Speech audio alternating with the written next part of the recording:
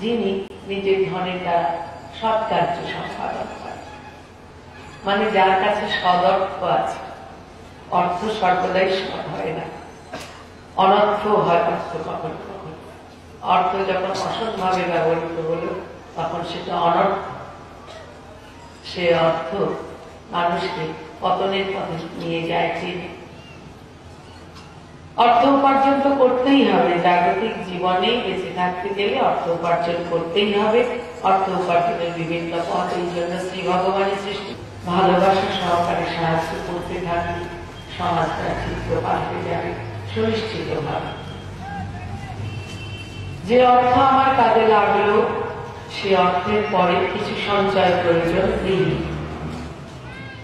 প্রতিষ্ঠানেরও কিছু সঞ্চয় প্রয়োজন হয়, কারণ প্রতিষ্ঠান বহু মানুষের, বহু প্রাণীর কল্যাণার্থে তার কর্মরত থাকে।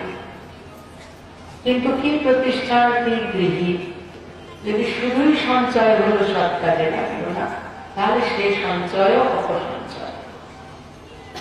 ব্যাংকে টাকা জমা রইল, অনেক টাকা জমা রইল, কোন সৎ কাজে লাগালাম না। দেরাজে গয়না জমা রইল, অনেক গয়না জমা রইল, কোন সৎ কাজে লাগালাম। হঠাৎ জীবনটা ছেড়ে চলে গেলাম, পরলোকে গিয়ে 1 টাকারও একটা চেক কাটা যাবে। পরলোকে গিয়ে 1 টাকার চেক কাটা যাবে। ব্যাংকে যদি 20 টাকাও তাও 1 টাকার একটা চেক কাটা যাবে। কি নিয়ে গেলাম সঙ্গে?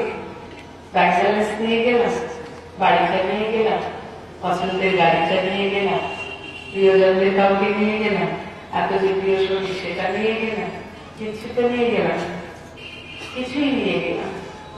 কিছু যাতে নিয়ে যেতে পারি সে ব্যবস্থাটা এই জীবনে থাকাকালীন করা দরকার।